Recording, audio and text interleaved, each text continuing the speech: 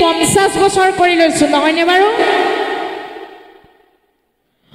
অখাৰ সংসাৰ নাই ইহাত বিশ্বাস জানি হৰি ভকতি কৰিও ভাষ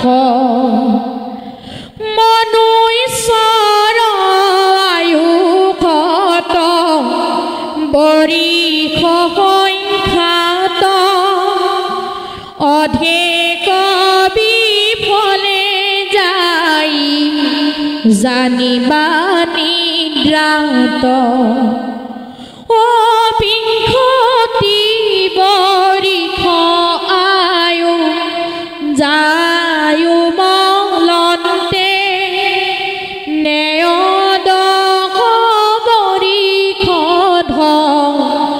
নক উপাৰ্জন্তে অবিধ কালে যায় শেষ বৰিষ বিংশতি একো কাৰ্য সাধিবা নাহি কেশকতি একো কাৰ্য সাধিবা নাহি কেশকতি ঈশ্বৰ কৃষ্ণই আমাক 100 বছৰ আয়ুস দিছে 100 বছৰ আয়ুসৰ 50 বছৰ আয়ুস নিদ্ৰাতেই যায় বুলি কৈছে 20 বছৰ আমাৰ খেলা ধূলা কৰোতেই যায় ধন উপাৰ্জন কৰোতে 20 বছৰ যায় আৰু বৃদ্ধ কালত 10 বছৰ একো কাৰ্য সাধিবেক নাহিকে শকতি আমি যেতিয়া বৃদ্ধ হম এই বৃদ্ধ অৱস্থাত একো কাৰ্য কৰিবৰ বাবে আমাৰ গাত আৰু একো শক্তি নাথাকিব আমাক 100 বছৰ আয়ুটো ঈশ্বৰ কৃষ্ণই এনেদৰে দি দিছে কিন্তু আমি 50 বছৰ কৰি লৈছো কেনেকৈ আমি সাধুৰ সংগলৈ নাহো ভকতৰ সংগলৈ নাহো সেইবাবে নিজেই নিজৰ আয়ুস আমি কমাই লৈছো দিছে 100 বছৰ আৰু আমি কৰি লৈছো 50 বছৰ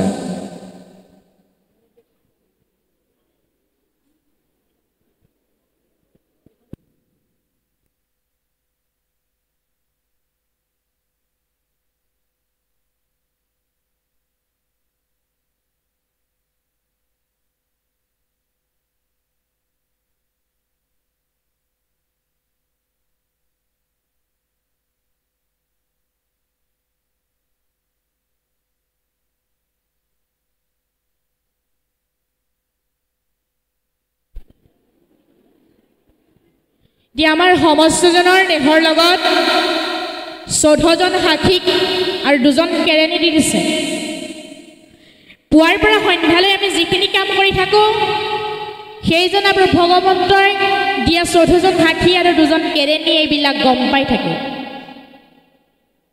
গতিকে এই 14 জন সাক্ষীৰ পৰা বাছি যোৱাটো আমাৰ বাবে অসম্ভৱ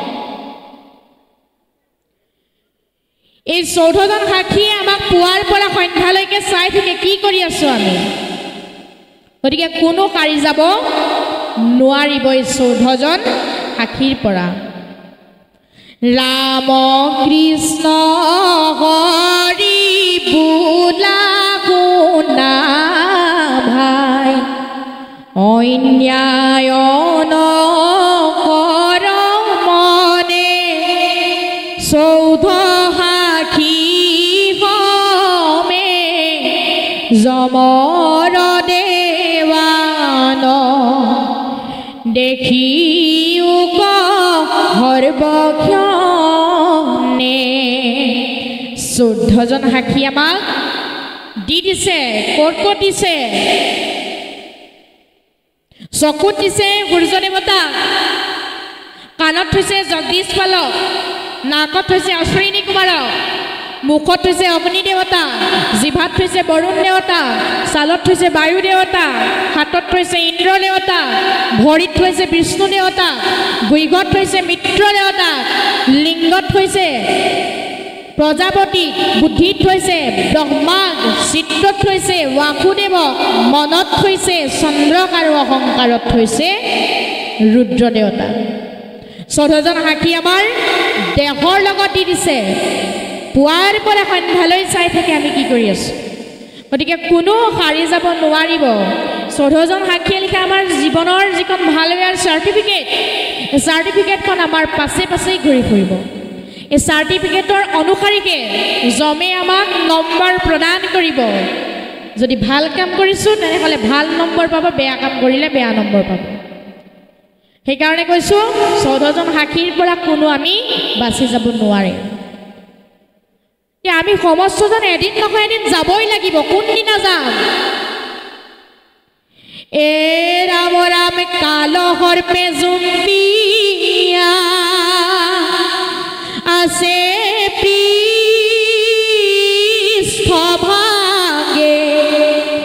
সে গছাই কোনদিনা খুটিবে কণ লাগে।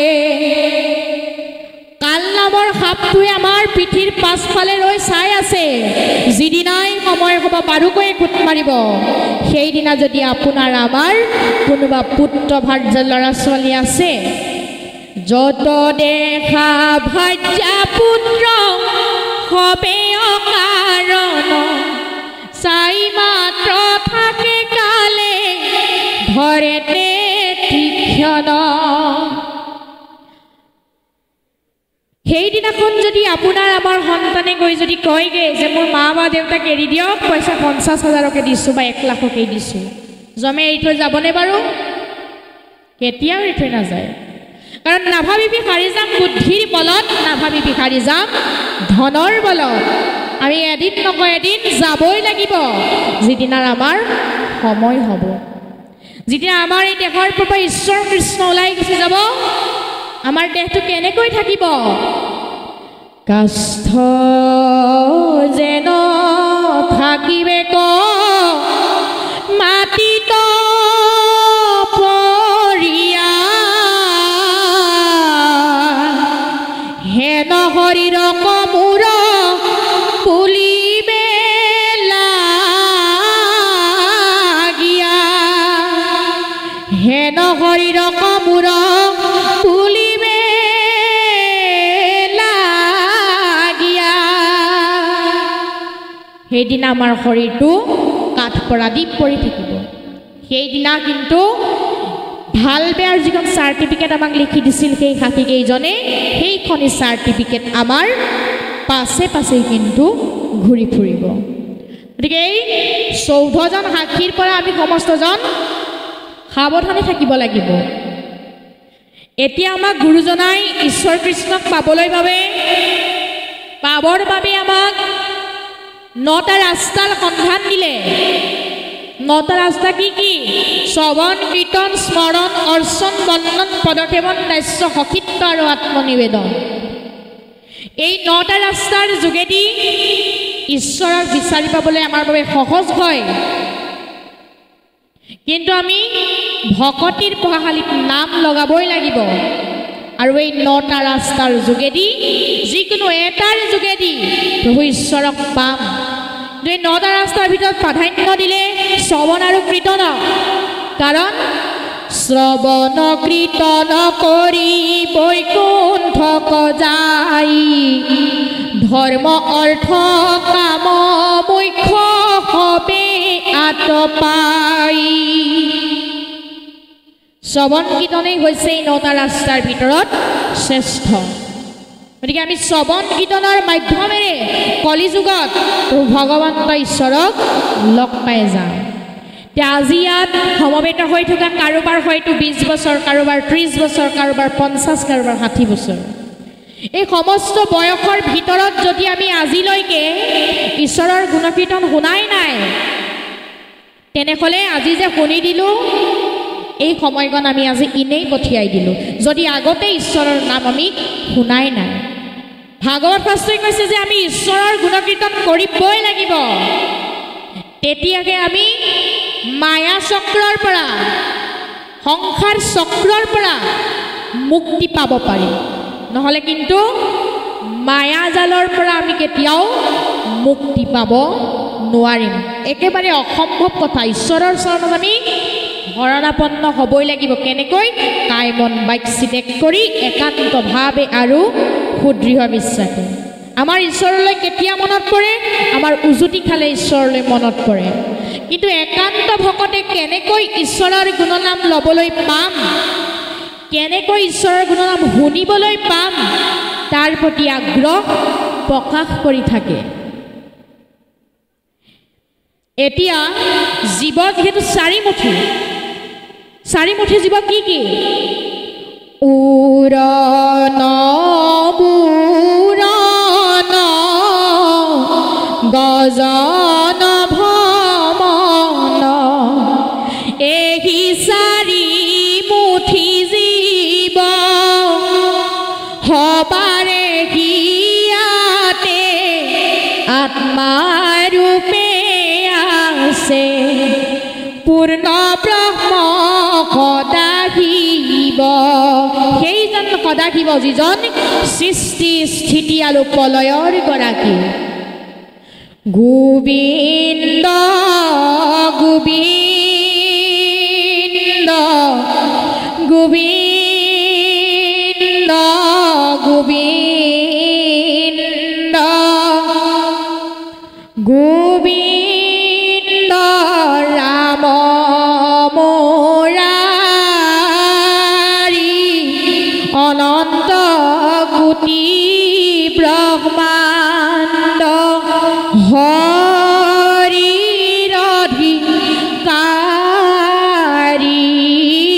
অনন্ত কোটি ব্ৰহ্মাণ্ড হৰি অধিকাৰী অনন্ত কোটি ব্ৰহ্মাণ্ড অধিকাৰী এজনেই সেইজনে হ'ল দেৱ যদুপতি প্ৰভু ভগৱন্ত কৃষ্ণ ভকত বৎসল প্ৰভু ভগৱন্ত কৃষ্ণই হ'ল ত্ৰিজগতৰ প্ৰতি সৃষ্টিৰ আদ্যত সৃষ্টিৰ মধ্যত সৃষ্টিৰ অন্তত তেওঁ থাকে তেওঁতকৈ তেওঁৰ নিজৰ নামটো শ্ৰেষ্ঠ প্ৰভু ভগৱন্ত কৃষ্ণই অৰ্জুনক কৈছিল যে হে অৰ্জুন মোতকৈ মোৰ নামটো শ্ৰেষ্ঠ অৰ্জুনক কৈছিল যে অৰ্জুন মোতকৈ এটা ডাঙৰ বস্তু আছে অৰ্জুন আচৰিত কৈছে যে প্ৰভু তুমি সৃষ্টিৰ সৃজন কৰোতা সৃষ্টিৰ পালন কৰোতা আৰু নাশ কৰোতা মই জনাত তোমাতকৈ শ্ৰেষ্ঠ আৰু দ্বিতীয়টো বস্তু নাই প্ৰভু ভগৱন্তই কৈছে যে হে অৰ্জুন মোতকৈ শ্ৰেষ্ঠ মোৰ নাম যি নাম ভকতি লয় যি নাম ঘোষাই ঘোষণা কৰি দিছে হাজাৰ এটা নাম ঘোষণা কৰি দিছে অৰ্জুনক প্ৰভু ভগৱন্তই কৈছিল আগ ভৈলা নাম সখী মই ভৈলো পাছে এহি হেতু বেদ শাস্ত্ৰ নামে বান্ধাই আছে হে অৰ্জুন যিমানবিলাক ধৰ্মশাস্ত্ৰ আছে সকলোবিলাক শাস্ত্ৰ কিন্তু মোৰ গুণনামেৰেকে বান্ধা আছে সখী গতিকে মোতকৈ শ্ৰেষ্ঠ হ'ল মোৰ নাম যি নাম মোৰ একান্ত ভকতে লয় তেতিয়াকে অৰ্জুনে উপলব্ধি কৰিছে ঈশ্বৰতকৈ শ্ৰেষ্ঠ ঈশ্বৰৰ নিজৰ নামটো যি নাম একান্ত ভকতে লৈ থাকে প্ৰভু ভগৱন্তই উদ্ধৱকো মাতিছিল এবাৰ উদ্ধৱ আহি কৃষ্ণৰ ওচৰ পালে যে হে প্ৰভু দয়াময় ইমান লৰালৰিকৈ মাতিলা যে বোলে উদ্ধৱ তুমি গোকুললৈ যাব লাগিব বোলে কিয় প্ৰভু মই যিদিনাই গোকুল এৰি থৈ গুচি আহিলো মোৰ চিন্তাতেই নন্দ যশোদাকে আদি কৰি গোপ গোপীসকলে খাবলৈ এৰিলে শুবলৈ এৰিলে কাম কাজ এৰি দিলে গতিকে তুমি গোকুললৈ গৈ মোৰ ৰহস্যটো বুজাবগৈ লাগিব উদ্ধৱে প্ৰভু ঈশ্বৰৰ চৰণ কমলত সেৱা জনাই গোকুল পালেগৈ গোকুলত উদ্ধৱক দেখি সকলোৱে বেৰি বেৰি কান্দিছে। তেওঁ উদ্ধৱে সুধিছে, তোমালোকে কিয় কান্দিছা? কৃষ্ণই আমাক এৰি থৈ গুচি গ'ল।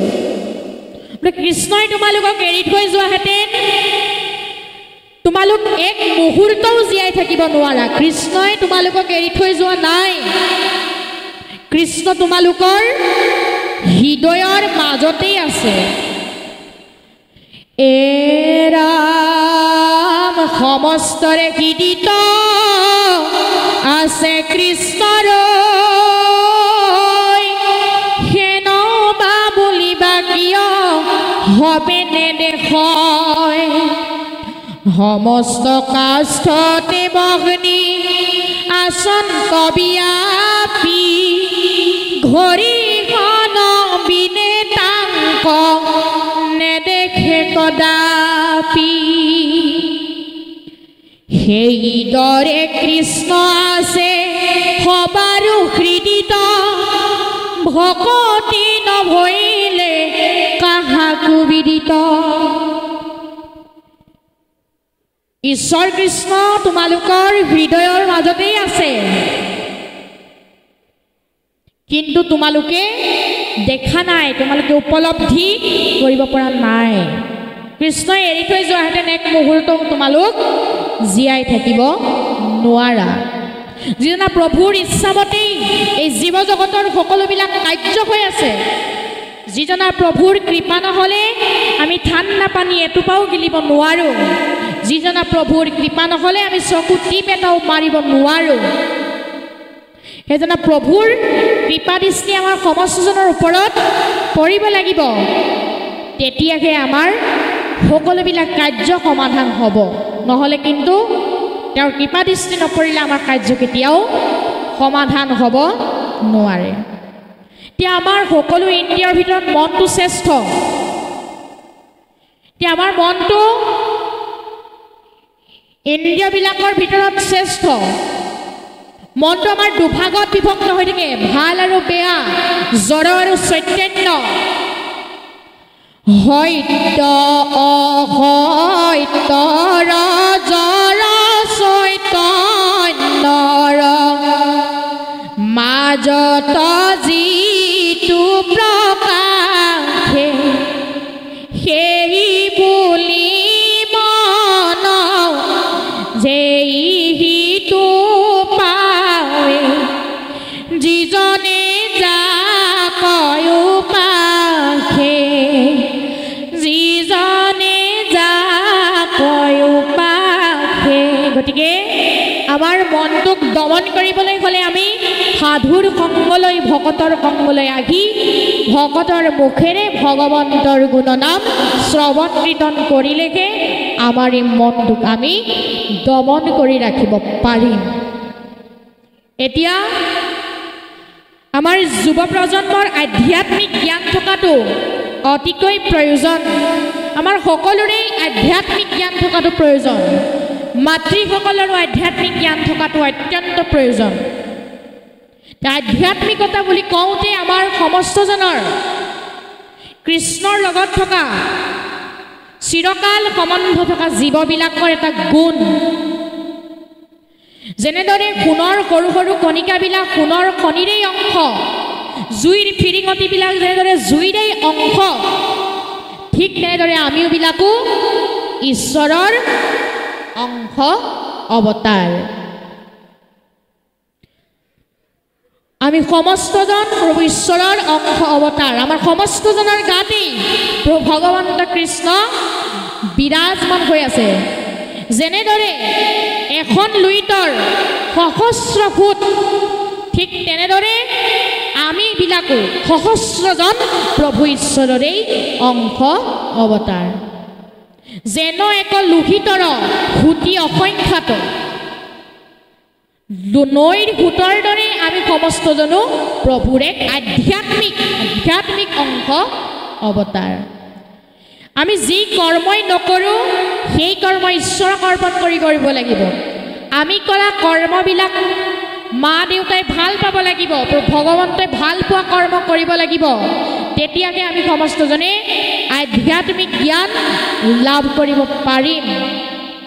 নহ'লে কিন্তু আধ্যাত্মিক জ্ঞান লাভ কৰাটো আমাৰ বাবে অত্যন্ত জটিল হৈ পৰিব। অসমীয়া জাতিৰ জনক, অসমীয়া সমাজৰ প্ৰাণ প্ৰতিষ্ঠাপক, বৰ অসমৰ ভেটি নিৰ্মাতা, যুগনায়ক সৰ্বগুণাকৰ শংকৰদেৱ গুৰুজনাৰ ধ্যান ধাৰণা আদৰ্শাৱলী উপদেশসমূহ আৰু জনকল্যাণকামী আঁচনিসমূহৰ বাস্তৱ ৰূপায়ণৰ গুৰু দায়িত্ব আৱাল বৃদ্ধ বনিতা আমাৰ সমস্তজনৰ মূৰ পাতি লোৱাৰ সময় আহি গ'ল। আজি আমাক মহাপুৰুষ গুৰুজনাৰ দৰে তীক্ষ্ণ বুদ্ধিমন্ত প্ৰতিভাশালী ছাত্ৰ ছাত্ৰীৰ প্ৰয়োজন হৈছে। আমি সমস্তজনেই গুৰুজনাৰ আদৰ্শেৰে আগুৱাই গ'লেকে আমাৰ যুৱ প্ৰজন্ম এদিন বিশ্বৰ বুকুত জিলিকি থাকিব পাৰিব, নহ'লে কিন্তু নোৱাৰিব। আমি যদি এবাৰ ভাবি চাওঁ গুৰুজনাৰ নাম শংকৰ কিয় ৰাখিছে, বৈষ্ণৱ মহাপুৰুষ চাৰিওজনাৰ যদি উপৰি পুৰুষৰ ধৰ্মবিলাকলৈ চোৱা হয়, দেখা যাব যে দুজনৰ উপৰি পুৰুষ বৈষ্ণৱ ধৰ্মৰ আৰু দুজনৰ উপৰি পুৰুষ শাক্ত ধৰ্মৰ। শংকৰদেৱৰ পূৰ্বপুৰুষ চণ্ডীবৰ আছিল দুৰ্গাদেৱীৰ ভকত। তেওঁৰ নাতিয়েক কুসুম্বৰে শিৱক ভজনা কৰি পুত্ৰ লাভ কৰাৰ কাৰণে পুত্ৰৰ নাম থৈছিল শংকৰ। আৰু সেয়াই হ'ল আমাৰ পৰম কৃপালু গুৰুজন মহাপুৰুষ শ্ৰীমন্ত শংকৰদেৱ। গুৰু শব্দটোৰ অৰ্থ কি? মাত্ৰ দুটা অক্ষৰ। গু শব্দটোৱে অন্ধকাৰ বুজাইছে আৰু ৰু শব্দটোৱে পোহৰ বা জ্ঞানক বুজাইছে। যিজনে অজ্ঞান আন্ধাৰ আঁতৰাই আমাৰ সমস্তজনকে জ্ঞানৰ পোহৰলৈ লৈ যায়, তেওঁকেই গুৰু বুলি কোৱা হয়। শ্ৰীমন্ত শংকৰদেৱেও আমাক অজ্ঞান আন্ধাৰৰ পৰা জ্ঞানৰ পোহৰলৈ লৈ আহিল, সেইবাবে তেওঁক জগত গুৰু আখ্যা দিয়া হ'ল। গতিকে আমি জগত গুৰুজনাৰ আদৰ্শেৰে অনুপ্ৰাণিত হ'ব লাগিব আমাৰ যুৱ প্ৰজন্ম, তেতিয়াহে কিন্তু কামত দিব। এই ক্ষেত্ৰত মাতৃগৰাকীৰ সন্তানৰ প্ৰতি দায়িত্ব থাকিব লাগিব। মাতৃগৰাকীয়ে আধ্যাত্মিক জ্ঞান থাকিব লাগিব। শিশুকালৰ পৰাই যিজন শিশুৰ অন্তৰত আধ্যাত্মিক ভাৱ জাগ্ৰত হ'ব, তেনে এজন শিশুৱে জীৱনত কেতিয়াও বেয়া ৰাস্তাইদি খোজকাঢ়িব নোৱাৰে। শিশুসকলক সম্যক জ্ঞান দিয়াৰ দায়িত্ব পিতৃ মাতৃৰ হাততহে থাকে, প্ৰকৃততে মাতৃগৰাকীৰ হাততহে থাকে। গতিকে মাতৃগৰাকীৰ আধ্যাত্মিক জ্ঞান আৰু ঈশ্বৰৰ প্ৰতি কিন্তু একান্ত ভক্তি থাকিব লাগিবই, নহ'লে নহ'ব। সেইবাবে আমাৰ গুৰুজনায়ো প্ৰহ্লাদৰ মুখেৰে শিশুসকলক উদ্দেশ্য কৰি কোৱাইছে, হেন জানি শিশু হ'ব এৰান কৰ্ম ধৰি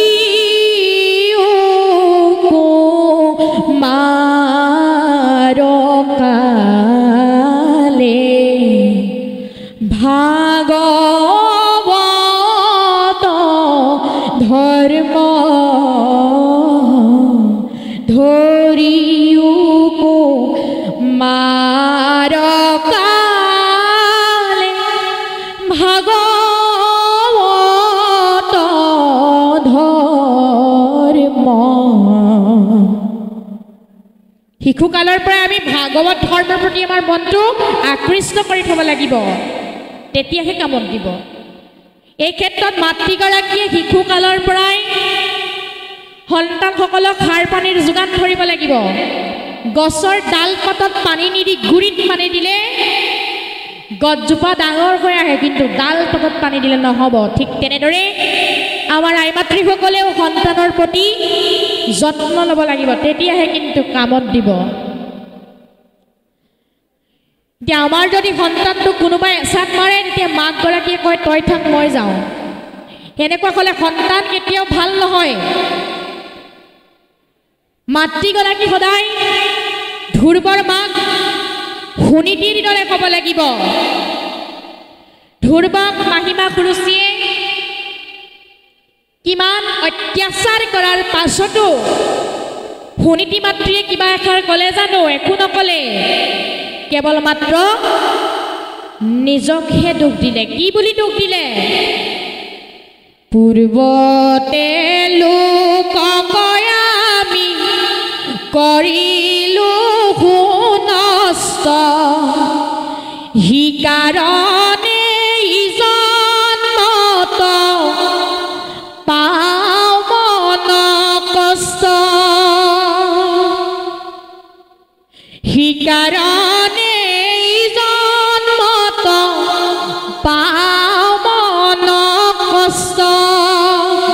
যে শুন, আগৰ জন্মত আমি কাৰোবাৰ অন্তৰত দুখ দিছিলোঁ, সেইকাৰণে তাৰ ফলে জন্মত ভোগ কৰিবলৈ পাইছোঁ।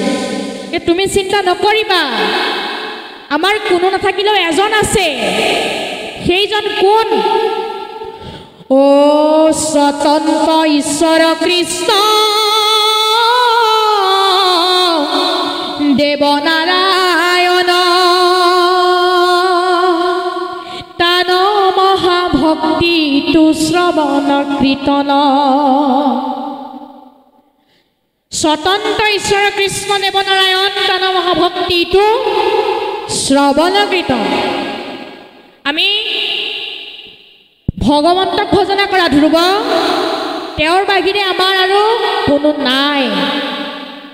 আৰু ধ্ৰুৱই মাতৃকনীতিৰ কথা মতে প্ৰভু ঈশ্বৰৰ চৰণ শৰণাপন্ন হ'ল, সেইবাবে আজিও ধ্ৰুৱ উজ্জ্বল নক্ষত্ৰ হৈ জিলিকি আছে, নহয়নে বাৰু? প্ৰভু ভগৱন্তৰ লগত আমাৰ আন্তৰিক অনুভূতিৰ মিলনেই হ'ল প্ৰাৰ্থনা। প্ৰাৰ্থনাক যিহেতু কেইবাটাও ভাগত ভাগ কৰি দিছে, মৌন প্ৰাৰ্থনা, পুৱাৰ প্ৰাৰ্থনা, সন্ধ্যাৰ প্ৰাৰ্থনা, সমূহীয়া প্ৰাৰ্থনা আৰু চিঞৰি চিঞৰি গোৱা প্ৰাৰ্থনা, যেনে বিদ্যালয়ত। মৌন প্ৰাৰ্থনাই আমাৰ শৰীৰতে ঐশ্বৰিক শক্তি প্ৰদান কৰে। পুৱাৰ প্ৰাৰ্থনাই আমাৰ মনটো পবিত্ৰ কৰি ৰাখে। সন্ধ্যাৰ প্ৰাৰ্থনাই আমাৰ মনটো দমন কৰি ৰাখে। সমূহীয়া প্ৰাৰ্থনাই আমাৰ মাজত প্ৰেম, প্ৰীতি, সদাচাৰৰ উদ্ৰেক কৰি এখন আধ্যাত্মিক জগতলৈ লৈ যায়। চিঞৰি চিঞৰি গোৱা প্ৰাৰ্থনাই একান্ত চিত্তেৰে এখন আধ্যাত্মিক জগতলৈ আমাক লৈ যায়। প্ৰাৰ্থনা আৰু যুৱ প্ৰজন্ম, বৃদ্ধ বনিতা আই সমস্তৰ এটা মুদ্ৰাৰ ইপিঠি সিপিঠিৰ নিচিনা। আমাৰ যুৱ প্ৰজন্মই দিনে দুবাৰ হ'লেও গুৰুগৃহত প্ৰভু ভগৱন্তৰ গুণনাম শ্ৰৱণ কীৰ্তন কৰিব লাগিব, তেতিয়াহে কিন্তু কামত দিব, নহ'লে কিন্তু কামত নিদিব। আমি সমস্তজনেই প্ৰভু ভগৱন্তক পাবলৈ প্ৰাৰ্থনাৰ মাধ্যমেৰেহে যাব লাগিব। ভক্তিৰ জৰিয়তেহে ঈশ্বৰক পাম, ভকতৰ জৰিয়তেহে প্ৰভু ভগৱন্তক আমি লগ পাম। কিন্তু ভকতসকল বহি আছে, ভকতৰ মাজেদি অহা যোৱা কৰিলে তেওঁক নাপাম। প্ৰভু ভগৱন্তক ভকতিৰ জৰিয়তে পাম। ভক্তিবিহীন এই পৃথিৱীখন অসাৰ। ভকতি নহ'লে একো কাৰ্য নিকিজয়। গতিকে ভকতি আমাক লাগিবই। কি ভকতি কৰিলে ঈশ্বৰক পাম? সগুণ ভকতি কৰিলে পামনে নিগুণ ভকতি কৰিলে পাম? আমাৰ তৃতীয় স্কন্ধ ভাগৱতত ভক্তি যুগত অতি সুন্দৰকৈ লিখা আছে, শুনিও সভাসদ তৃতীয় স্কন্ধৰ পদ, বুজিও ভক্তিৰ নিৰ্ণয়, সগুণ ভকতি যত কৰি তাক পৰিহাৰ, নিগুণ কৰি আশ্ৰয়। আমাক সগুণ ভক্তি পৰিহাৰ কৰিবলৈ কৈছে। সগুণ ভক্তি যদি আমি পৰিহাৰ নকৰোঁ, ঈশ্বৰক আমি নাপাম।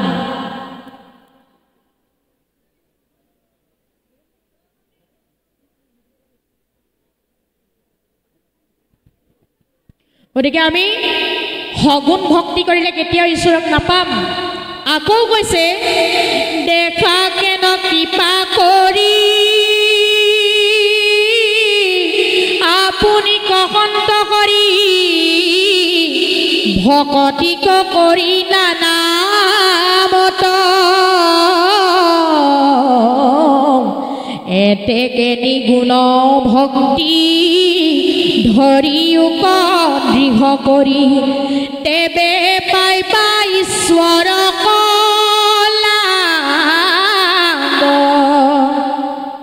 ঈশ্বৰক আমি কি ভকতিৰ জৰিয়তে পাম নিগুণ ভকতিৰ জৰিয়তে পাম বুলি আমাক তৃতীয় স্কন্ধ ভাগৱতত ভক্তি যুগত অতি সুন্দৰভাৱে কৈ থৈ গৈছে আমি সমস্তজনে কেৱল মাত্ৰ ভগৱন্তকে ভজনা কৰিব লাগিব তেওঁৰ বাহিৰে বেলেগক ভজনা কৰিলে আমি কেতিয়াও তেওঁক বিচাৰি নাপাম কেৱল মাত্ৰ এক দেও এক হেও এক বিনে নাই কেও এজনেই দেৱতা তেওঁকেই ভজনা কৰক তেওঁক ভজনা কৰিলেহে সেইজনা দেৱ যদুপতিবোৰ ভগৱন্ত কৃষ্ণক আমি লগ পাব পাৰিম নহ'লে কিন্তু তেওঁক আমি লগ নাপাম আমি যদি আজি প্ৰভু ভগৱন্তৰ গুণনাম লৈছোঁ গতিকে আজি আমি তেওঁৰ একান্ত ভকত আমি যে পুৱা গধূলি গাওঁ শ্ৰীমন্ত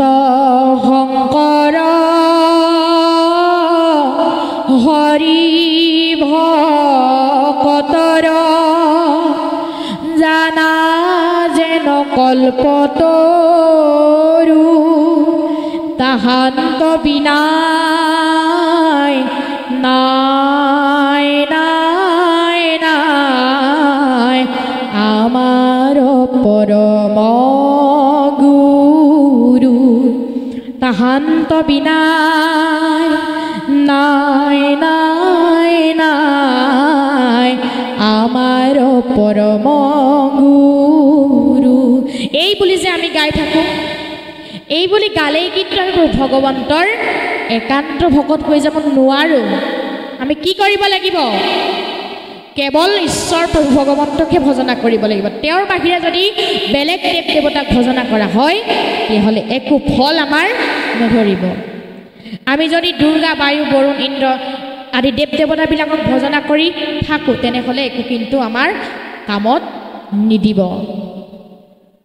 যদি আমি সেইবিলাকলৈ গৈ আমাৰ গুৰুজনাই দিয়া সুন্দৰ প্ৰশংসা গুৰুজনাই কি বুলি দিছিলে অ গোপাল গোবিন্দ যদু নন্দন কৃষ্ণৰ চৰণে লৈলো শৰণ গোপাল গোবিন্দ যদু নন্দন কৃষ্ণৰ চৰণে লৈলো শৰণ এই সুন্দৰ প্ৰশংসাক যদি আমি বৰতাল বজাই গাই থাকোঁ তেতিয়াহ'লে নহ'ব আমি আগতেই কৈছোঁ এক দেও এক সেও এক বিনে নাই কেও এজনেই দেৱতা দেৱ যদুপতি কৃষ্ণ তেওঁকেই আমি ভজনা কৰিব লাগিব তেতিয়াহে তেওঁক আমি লগ পাম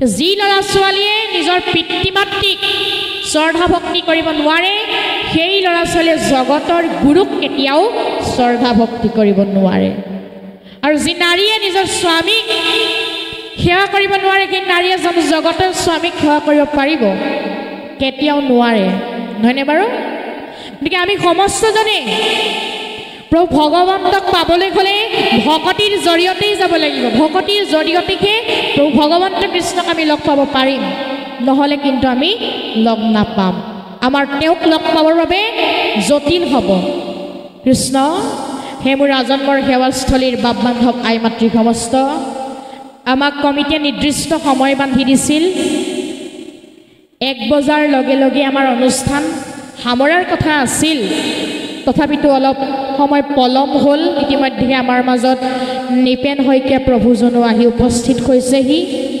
গতিকে আমি অল্পমতিয়ে ইমানতেই আমাৰ আজিৰ ভাগৱত পাঠ আৰু পৰ্যালোচনাৰ অনুষ্ঠান ভাগ সামৰিব বিচাৰিছোঁ এইখিনিকে কৰিবলৈ যাওঁতে আমাৰ আগ পিছ বঢ়া দুটা সুৰ সঞ্চাৰ অনেকখিনি অপৰাধ হ'ব পাৰে সৰ্ব অপৰাধ মৰিখনৰ হেতু আপোনাসৱ সমস্তজনৰ চৰণ যুগলৰ জৰিয়তে জগতৰ ঈশ্বৰ প্ৰভু ভগৱন্তৰ চৰণ যুগলত সেৱা জনোৱা হৈছে কৃষ্ণ বৈষ্ণৱৰ পদ ধূলি মাথে লৈ বুহাতে তুলি কৰিলো মই শ্ৰৱণ প্ৰসংগ হৰণে পখিলো বাপ গুচায়ো সংসাৰতাপ আমি পাপি যাওঁ ধুগতি ৰাম আমি পাপি যাওঁ ধুগতি